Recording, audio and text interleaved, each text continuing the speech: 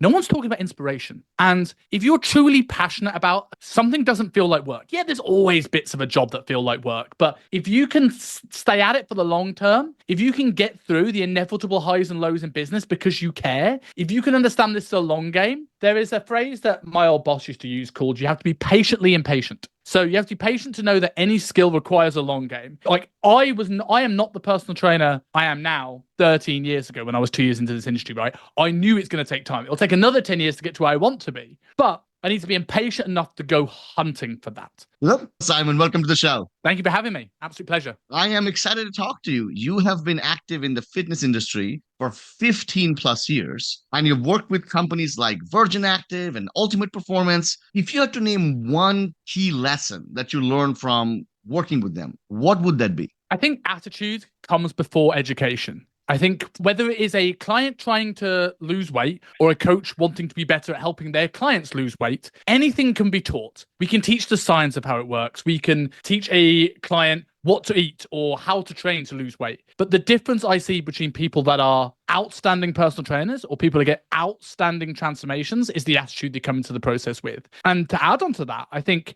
when I see coaches come into my business, which we help coaches become better coaches, not from a financial standpoint, but actually helping the product, help them get better results with their clients. I see coaches that are technically sound, but struggle with the communication side of things, and they always fight an uphill battle. Whereas the coaches who are really passionate, love talking to people, love getting in the heads of their clients, even when they're not fantastic personal trainers, they get fantastic results. So if you add the tools of the trade onto someone like that, the world's their ocean. Is that the right phrase? But yeah, I think attitude comes before education. Everything else can be taught. That's the one thing I've learned. So when you're talking about attitude, can we be a little bit more specific about what exactly you think it means and what's the best type of attitude to bring to the table? I think if I had to sum it up in one word, it'd be passion. Because if you're passionate about the craft that you're going into, like people talk about, you see it all the time, like Jocko Willink and David Goggins talking about like discipline versus motivation. And I had Jordan Shallow, who's one of the bigger names in the fitness industry, on my podcast recently. And he said something amazing. He went, no one's talking about inspiration. And if you're truly passionate about something doesn't feel like work. Yeah, there's always bits of a job that feel like work. But if you can stay at it for the long term, if you can get through the inevitable highs and lows in business because you care, if you can understand this is a long game, there is a phrase that my old boss used to use called you have to be patiently impatient. So you have to be patient to know that any skill requires a long game. Like I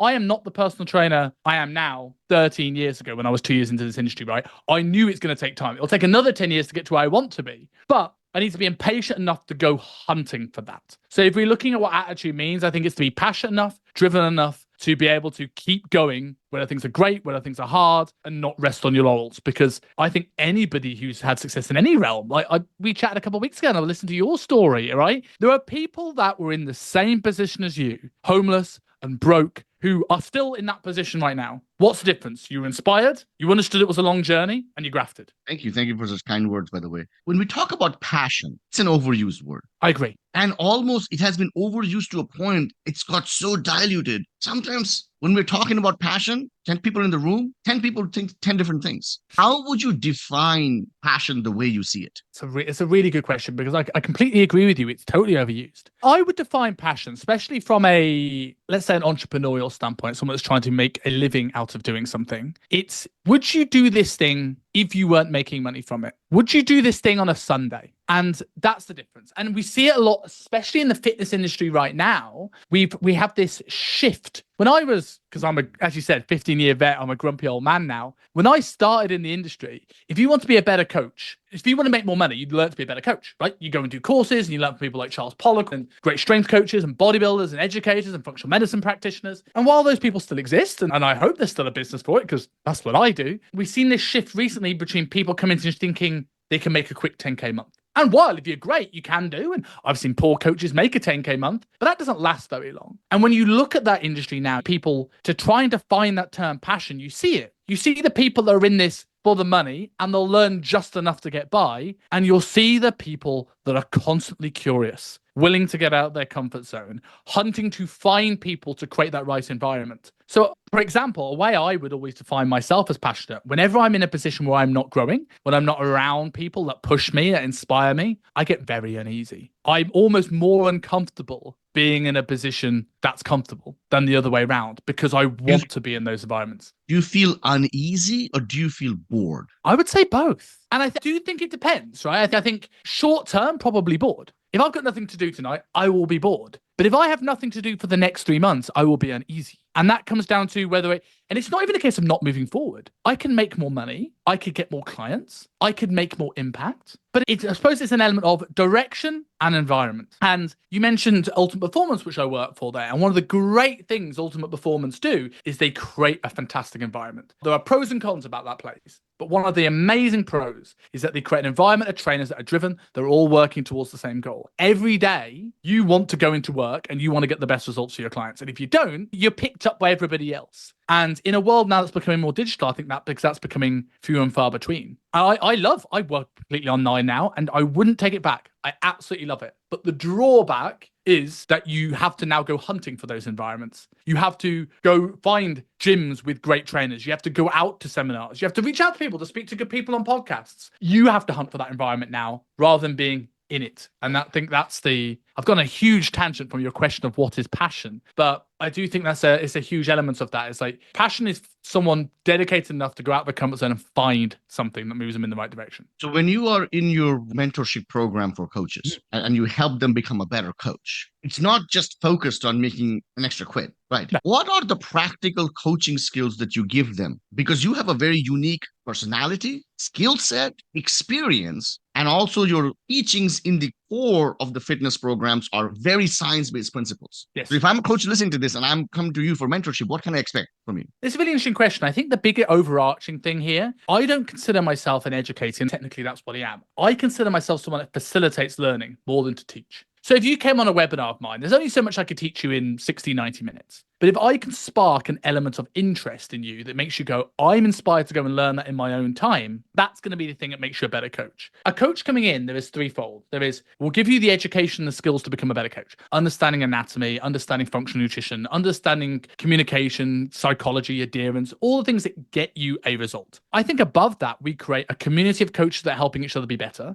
in a very lonely world, especially as more and more coaches come online. We get the best guest speakers from around the world to speak. So it's not just, I never wanted this to be the Simon Dutton show. When I came into places like Ultimate Performance, the thing that made me a great coach is because I was surrounded by and introduced to brilliant leaders in the field. And I want to do that for coaches when they don't know where to turn. But I think then the biggest thing, because a lot of people in the education space call themselves an educator first and maybe a mentor second. I was a mentor before I was an educator. So I started working one-to-one with trainers before I got up on, not really on stage, but got up in front of audiences and spoke about how to do this stuff.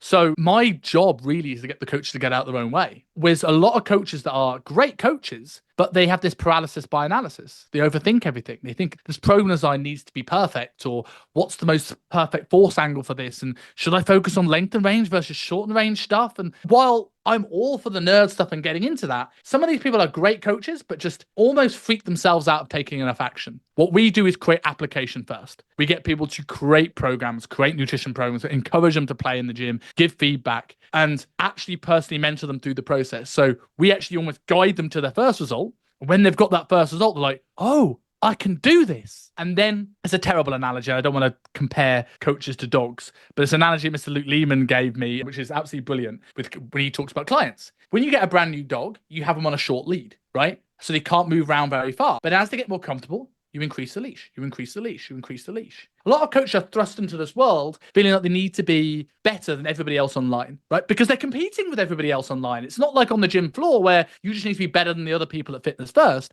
I need to be better than everybody on the planet, everyone that's on Instagram. So it's very easy to be overwhelmed in this. So they come in and we guide them, work together. I consider myself like an advisor on your coaching board of directors. And at that point, we guide you to that first result. So we're in your corner. And then as you get that first one, we'll go, what do you think you should do with that client? And by the end of the coaching year, we get to the point where we're now diving into what you want to be known for. how do you want to stand out in this industry? And now we talk about things like in-depth thyroid analysis or blood work or functional anatomy or whatever that coach wants to be the go-to person for. But initially it's, so then when a coach gets into phase 3 and they've got a few results and they've built a bit of social proof, our aim there is, what do you want to be known for? How do you want to stand out in the industry? So into that, it's generally a year-long program that we work for. And that's because that's what I've always done with a coach. And I feel it takes a year to become a really amazing coach. That first phase is almost like stabilized on a bike, hand holding till you get a bit of social proof. And that all of a sudden unlocks this potential you didn't realize you had. I've seen it time and time again for coaches. The riddled with self-doubt, then they get their first amazing result, and all of a sudden 4 or 5 come off the bat pretty quickly. So we help them get that as quickly as humanly possible. Then we let them, almost with a little bit of guidance, take the next few. And then by that last quarter, they should be pretty good at getting results on the regular. Now it's, how do you stand out from everyone else who's getting results online? So that's essentially how the process works, but it's more of a full-on one-to-one mentoring program that is purely just, let's talk about anatomy and education. Love it. Love it. So let me ask you this question, right? Obviously, in today's world, before than ever, right? It's harder to stay focused, especially in the world of social media and especially in the world of fitness, because fitness is tied to looking good, which is tied to vanity, right? So there's such polarizing information from content perspective. Try this, try that, try this, try that. And then staying focused on what works and what doesn't work. It's a whole different game. So when you're working with your clients, right, when you're working with your coaches, how do you make sure that they are focused for this entirety of a year so that they see the light at the end of the tunnel? So I think there's a few things from this. Directly from a coaches through the program perspective, we always setting goals of how many pieces of social proof we want to obtain. So we have leaderboards that are coming in play very soon. For people who are on the visual side of this podcast, you'll notice there's a big pro wrestling championship over my skeleton, which will be going to the coach who gets the most results. So we track a lot of data to keep people focused. That's the main thing here. And also inspiring them enough. When people are in it for a while, they build friends, they build connection, they build community. We have guest lectures. I almost look at our platform a little bit like a net for fitness education, right? And if you leave that, there's all this stuff coming in. So people, it becomes part of their routine. Why would I want anything else? And we're setting goals for people. But I think you touched on something almost more important in the social media world of how do people stay focused in terms of what health advice to take, whether it's a coach or whether it's a client. Someone saying carnivore is good and someone saying high carb is good and someone saying this is good or this is bad. And I think we have, the way we're tackling this, I think is completely the wrong way around. I think we have a lot of people now, and this is the thing I hate most about the fitness industry, is the trend of reaction videos. Don't know if this is the same in any other industry, but this almost online bullying of coaches who sometimes don't even know what they're talking about themselves, or if they do, they would have made mistakes at some point in their career early on, are now doing these videos reacting and calling out people for just making content. And while there are some people that are deliberately spending bad information for profit, I see a lot of coaches that are scared to post online now because they're worried that someone will criticize them for the way they did a chest press and publicly shame them online. And now we have a coach that could have helped lots of clients that now is too scared to put themselves out there because of this industry. And personally, I think the answer to this is, and it won't happen because this is how algorithms work, but it's to slowly remove the tribalism. What I try to do with coaches is to not hang my maths in any camp and be able to go, what's good about this camp? Let's take something like the carnivore diet, right? It's generally seen as a controversial diet, but no one was talking about the benefits and the health, like the nutrient density of things like organ meat prior to a carnivore approach. Now, while most people, it's probably not the best diet, there are people with severe autoimmune conditions that are sensitive to certain toxins, pesticides, and defense chemicals that are sprayed on our plants and that our crops produce. It's rare, but some people are. And you wouldn't say to somebody with a nut allergy, eat them, they're healthy, whilst they're having a big fit on the floor, right? You would appreciate that and work around it. So I think the answer to some of this is educating coaches when every tool is available, and then they don't demonize anything. They're not hating. They're not getting into online fights. They're going, who is in front of me? Who is the client? Does the research support what is relevant for this client? Because sometimes the body of research suggests that's exactly what you should do. And sometimes people fall out of that deviation of norm. So my job is almost to teach sound principles before sound bites. That went on a big tangent, but that is something that I find very passionate about this industry. Love it. Sound principles over sound bites. I never heard it put it that way, but it's really good. Let's talk about your journey. You didn't just become who you are overnight. What was your personal journey like through fitness and building a business that made you become this version of yourself? I think it's an evolution over the last 10, 15 years, really. A lot of people come into the fitness industry with a, maybe I do really when I think about it, but with these big health story. Like I was massively overweight as a kid, and I had this huge challenge, and I lost a leg in an accident, and then fitness allowed me to grow it back or something. For me, it was I was bullied at school, not about the way I looked. I was a skinny kid, but I found it very difficult to connect with friends. And it was 1999. And again, going back to that belt over the skeleton, I found a love of pro wrestling when I saw it was 2000 Royal Rumble, Triple H versus Cactus Jack. And I saw how Triple H commanded respect from an audience. And I associated it, not knowing it was predetermined at the time, and going, look at his physique. That's why he's doing that. So I got into the gym and I built that little bit of self-confidence, and I got into it more and more. And when it came to going to university, I was a kid. I liked playing rugby and I liked the gym. So I did sport and exercise science. And I went down into, I probably didn't apply myself at university as much as I could have done. I got a third at university. I don't know how it works in America regards to grades, but a third is like as close to failing as you can get, but you've still got a degree, because I spent more time trying to make friends. And again, this cycle continues than I was actually studying. And it's a shame really, because now all the stuff I go and pay a lot of money to learn what I would have been learning at university. But I went down the wormhole of fitness and education and training, and I thought as a way to make connections, and I just got stuck in. And over time, this journey has evolved into me moving out from where I live in just outside of Birmingham in the UK to getting my dream job at Performance and moving my whole life over to London and taking a big leap to moving to Asia for 4 years. So I don't think there was like one big moment that led to this, and taking leaps to new careers, new countries, new parts of the world, working with challenging clients have all been this evolution of where I am. I know it's a very vague answer. Feel free. I'm an open book, so feel free to dive into any part of that you feel is interesting. But there's not a one defining moment, I would have said. Balancing this business that you're running. Sometimes it's very hard for those who are also trying to balance out a personal life. Balancing physical fitness sometimes is difficult when you're also balancing personal life. Have there been sacrifices that had to be made for you to get where you are? 100%. I've always been someone that's been very ambitious in the sense that I've always sought to learn more, do more, connect more, and just experience stuff. And certainly as I got later in my 20s, I was always a very risk averse in my early 20s. I wasn't the person that went out and traveled. I've also got ADHD, so I've never been very good with managing my money, especially early on in life. So I got to my mid 20s and I was just like, I've not really done anything. I've just spent all my day working in a basement in London, becoming good at my career. I've not really experienced anything. There's definitely been sacrifices. I think there is a great phrase I heard, and I'm trying to remember who actually said it. I think it was Peter Hitchens who said, you get to choose your regrets in life. You don't not make regrets. You can't have a regret-free life. You choose them. And I think for me, I've always been a person that my career, for the most part, came first. I moved to London. I just started a new relationship and I moved to London, and I was very lucky that my partner at the time was willing to move with me, so that didn't end. I got the opportunity in Hong Kong, and that was my chance to travel and see the world. And again, same partner, wasn't keen on traveling but came with me. And I think that's definitely had impacts. I wouldn't take back anything of moving to Asia for 4 years. It was an incredible experience that I will cherish for the rest of my life. But coming back to the UK and starting an online business, people have created this very tight-knit group of friends. And while I'm still friends with these people, I'm certainly feeling a lonely chapter of my life right now, building a business. And my marriage recently ended, and touch wood, that's not forever, but we'll see. That's not in my control at the moment. And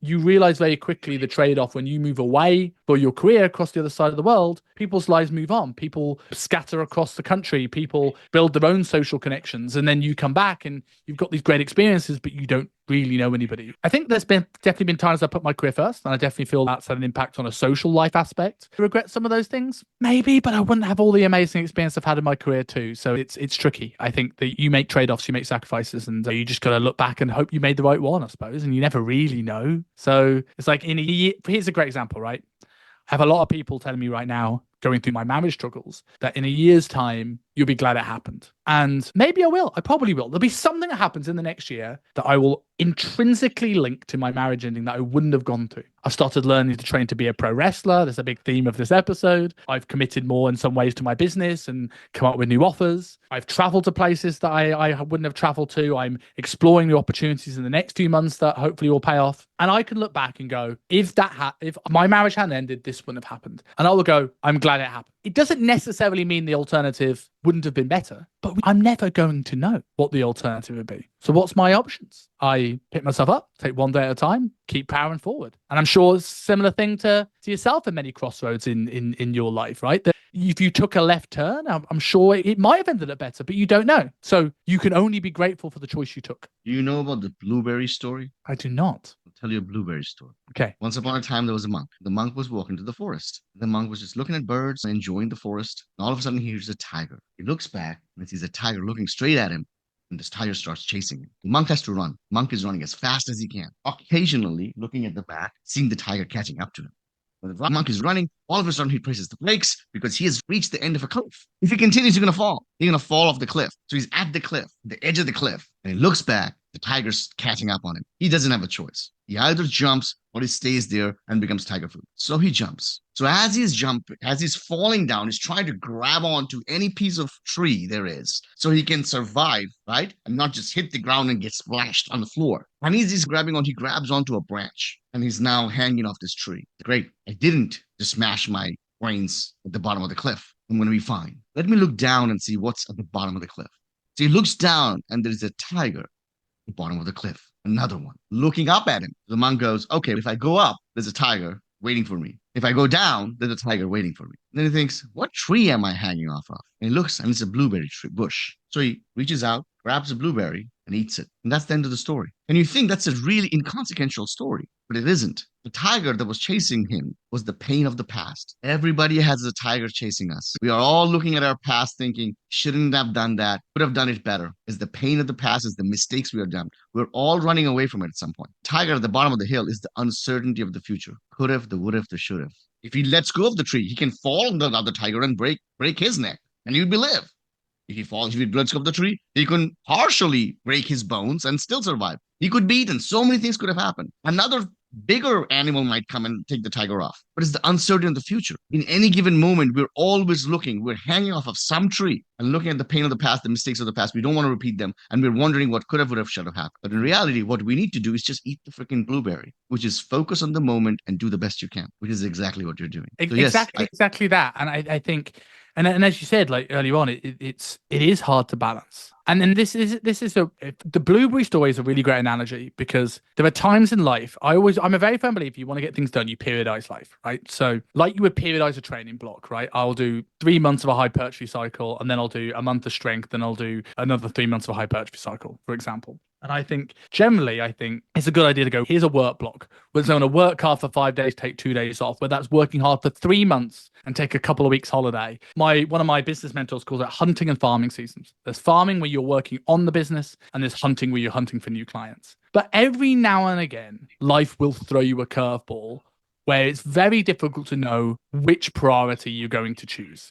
I can leap and land on 3 tigers. Which one am I going to land on? And if anyone listening to this has gone through a separation, I absolutely feel for you because it's the hardest thing I've ever experienced in my whole entire life. And it throws your whole life into turmoil. So I'm realizing that, okay, I need to focus. There are people telling me, focus all in on the business and go and make tons of money. Other people are going, get yourself in amazing shape and focus on the gym. Other people are talking about, get a social life, build new hobbies. And all of these things are true. And I could go all in monk mode on the business, make tons of money. And maybe in a year, my life might be better for it. I may have not made any friends and been the most lonely period of my whole entire life. That might be worse. I can make tons of friends, have a fantastic social life, but live paycheck to paycheck. So I think for me, at the moment, as you said, it's learning to be present and understanding that some days I will go 110% in the business. And some days I will realize if I only have 40% to give and I give 40%, then I've given 100%. And it's that balancing between picking yourself up and moving forward. I think it's a good lesson for life, and just understanding that not every day is going to be perfect. Not every day you're going to hit every one of your to-do lists. But if you just go a step, that's all you can really ask for. Absolutely. And that's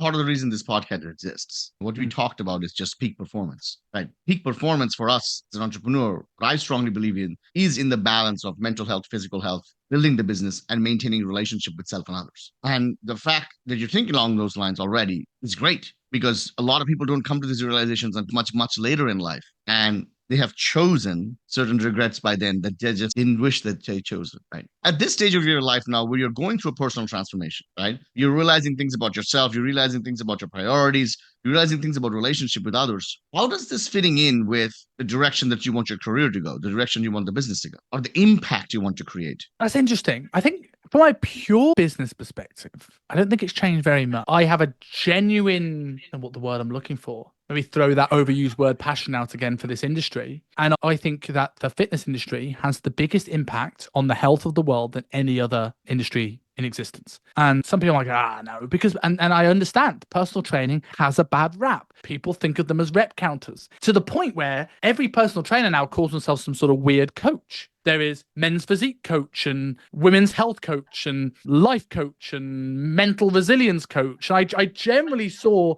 an advert the other day going women's lesbian coach, which is cool, but I don't see how they have any different physiology to other women. I saw my camera follow me around here. But I actually want to bring back the term personal trainer, because I think we have a great power with that word. And we should be looking to try and build up the reputation of this industry, because it's become popular in the fitness space to give doctors a hard time. And I get it. They're not educated in nutrition as much as they should be. That's not their fault. That's the education's fault. And also, especially with guys, right? The last time that you went and saw a doctor, if you're like most guys, it's probably 4 or 5 years ago. The leg's fallen off, the lump's already grown, the already green.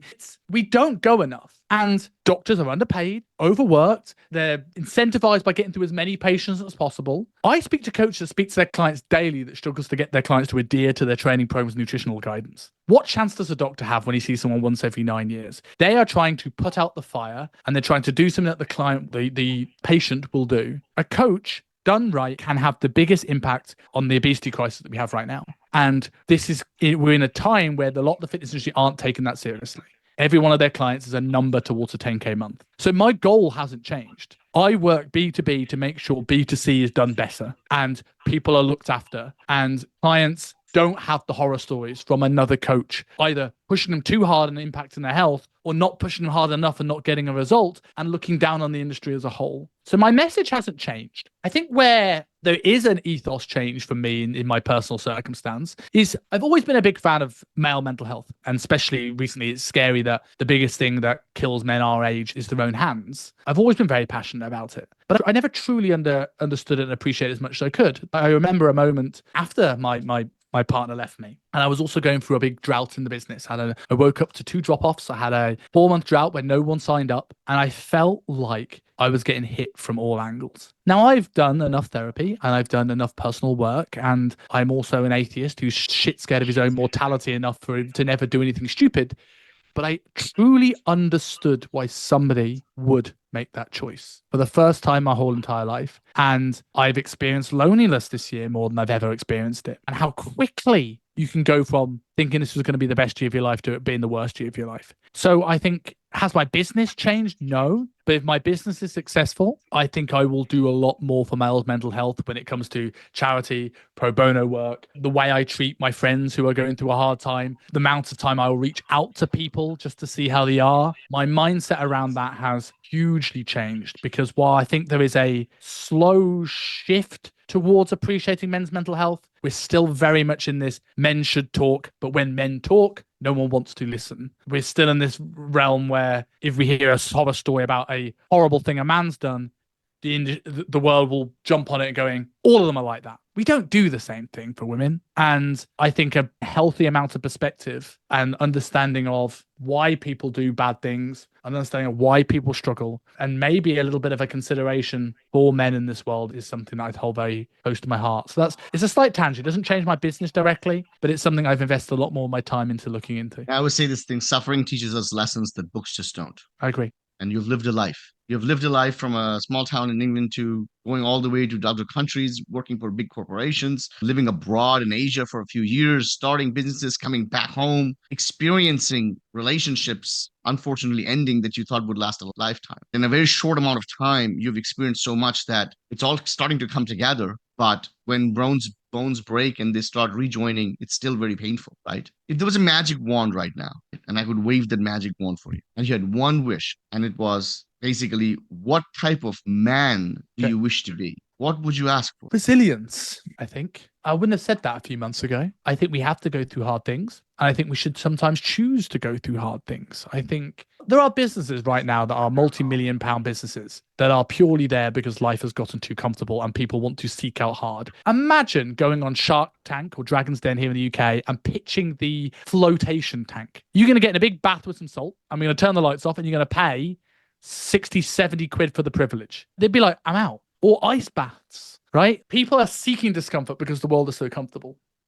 So people aren't ready when life will hit them. Relationships will end. Friends and family members will pass away. You will get ill. And I would say resilience, because if I can give myself that as a man, I know I'm ready for a bad business month or something happening to me. That wealth, confidence can't do. Confidence only lasts until you get knocked off your peg. Simon, there are a lot of people who are building businesses. There's a lot of fitness trainers. There's a lot of people talking about health and nutrition. Nobody's actually talking about these things like how you are talking about it. Because you're bringing about it in a whole, very holistic manner, talking about mental health, especially for men, talking about wanting to become a leader through resilience and helping others achieve that on their journey as well, if they're seeking that out from you. This phase in your life you are currently, not only it's clear that you're going through an extreme personal metamorphosis in a personal life, but also it's evident how it's reflecting on your business and the type of business you're going to end up having by the end of all of this. It's just been an honor. It's been an honor getting to talk to you and getting to peek into your mind and understand the driving forces that are taking you to new heights and served you in the past to bring you where you are. Any last words, advice, anything you want to share with the audience? Oh, that's a lovely open-ended question. I think going into that, I think the big thing is finding a balance between whatever you're going through right now, whether it's a personal problem, whether it's a business problem. Like, it's a great analogy for this, right? September is a month where a lot of coaches panic because they have a big amount of drop-offs in August, right? People who were training for holidays now go on said holidays and they tend to end the coaching relationship. And a lot of people will panic. And it's when we zoom out a little bit, we realize that there'll be a good month coming around the corner. Pat Davidson came on my podcast and he said, whenever you have a difficult challenge, it's like going up a mountain. The first time you hit the dark, shadowy side of the mountain, it'll feel like it lasts forever. And then you'll come into the light and you feel like that lasts forever. The more experienced you get, the more you appreciate that there is a dark side coming, and the shorter they will get because you'll become more resilient. Getting a bit of, like, whenever you're going through right now, anyone listen to this, is take a moment, zoom out, get a bit of perspective. Whether it's understanding that good months will come in your business, whether it's appreciating that if I had 4 drop-offs and I only have 10 clients, that's 40% of my business. If I have 4 drop-offs with 100 clients, that's 4% of my business. Maybe that's not the metric to track. And maybe you actually had looked at it with a bit of perspective. You go, I'm actually doing okay, because the average lifespan of a client is 18 months, where it used to be 3 months. And from a personal standpoint, right, nothing lasts. Nothing. And that could be good or bad. But if you're going through a hard time like I am right now, as long as you keep moving forward, it gets easier. I could easily wallow in my position. But what does it serve me? I'm not in control of my predicament. What I am in control of, my business, how I serve my clients, how I show up to my friends, how I show up to my family, what hobbies I do, the actions I take. Those are the big things. And I think that's probably my big lesson. And then on the topic of mental health, it's just understand stress has an impact on everything. So if I wanted we haven't talked too much about fitness per se in this show, but if you're going through a difficult time, understand, I always look at stress like a cup. So if let's say you've got high training volume, doing a really hard training block, you fill up the cup. Nutrient deficiencies, fill up the cup. Toxic load, fill up the cup. A divorce, fills up the cup. Work, fills up the cup. Family, fills up the cup. When that overflows, that's when you see its symptoms. Lost the menstrual cycle, lost in libido, poor recovery, etc. So you either can pour stuff out the cup, try and eliminate some of the stresses on the body. You could go and get a bigger cup, which is therapy, journaling, gratitude, ayahuasca, if you want to go that far. Or you could put a lid on the cup that's supporting with some supplementation. So if you've got a pretty full stress cup right now, don't make it worse. Knock your training volume down a little bit. Sleep a little bit longer. Right? Work on some more aerobic cardio related stuff and some meditation, some breath work. and just find ways to give yourself a bit of a break and not burn the candle at both ends. So that was 2 things, but hopefully that gives a little bit of help to anyone listening to this. Love it. More is always better. Thank you, Simon, for being on the show. I hope we No can problem. talk again soon. Yes, loved it. Thank you very much for having me. Thank you. Awesome.